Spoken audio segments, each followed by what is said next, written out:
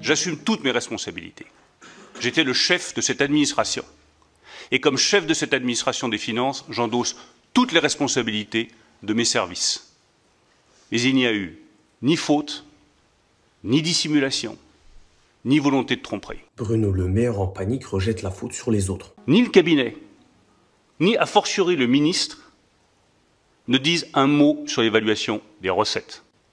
Or, l'ouragan dont vous parlez parfaitement, monsieur le rapporteur général des Finances, il est lié à 80% à une erreur d'évaluation des recettes sur lesquelles le ministre ne se prononce pas. Il accuse même le gouvernement Barnier pour le déficit de 6,1% du PIB au lieu du 4,4% attendu. Quand on me dit que le déficit pour 2024 sera à 6,1%, c'est le choix du gouvernement actuel. Je conteste donc formellement ce chiffre de 6,1% qui est ressassé à l'envi pour expliquer que le précédent gouvernement a tout fait mal et que le nouveau gouvernement fait tout bien.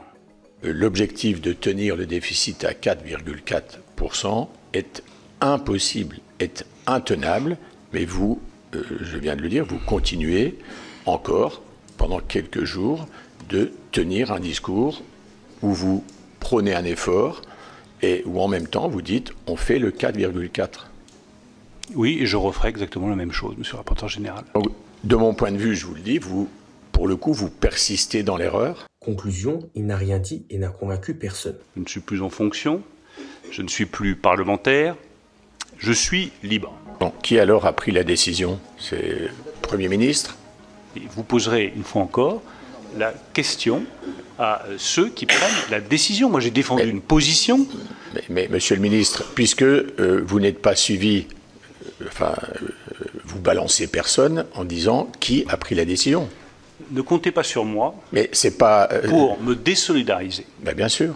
de qui que ce soit, des hommes et des femmes avec qui j'ai travaillé pendant 7 ans. Vous avez dit, le désendettement pendant 7 ans, le désendettement de la France a été mon obsession. Heureusement que vous le dites, parce que les faits, malheureusement, vous contredisent lourdement. Alors comme vous l'avez certainement compris, Bruno Le Maire, l'ancien ministre de l'économie, est convoqué devant le Sénat pour répondre du déficit public, évalué à un colossal 6,1% en 2024. Mais au lieu de prendre une part de responsabilité, il nous fait un numéro bien rodé de « c'est pas moi, c'est les autres ». En effet, son message est clair. Il pointe du doigt le gouvernement de Michel Barnier comme s'il n'avait eu aucun rôle à jouer dans cette dérive financière. Le tout sans une once de honte. Ce qui est fascinant, c'est le niveau d'esquive déployé par le maire. Interrogé sur la chronologie qui a mené à ce dérapage, il affirme carrément ni faute, ni dissimulation, ni volonté de tromperie.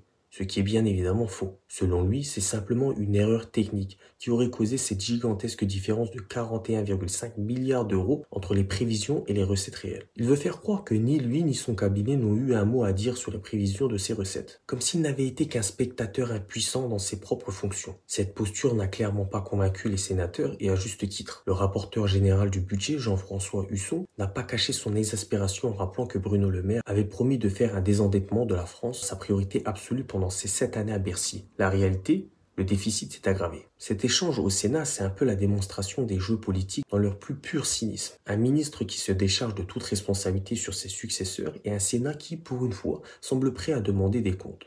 Prochain acte, c'est au tour de Thomas Cazeneuve, Gabriel Attal et même Elisabeth Borne de passer sous le feu des questions. On verra si eux aussi choisiront la stratégie du bouc émissaire ou s'ils seront capables d'assumer le poids de leurs décisions.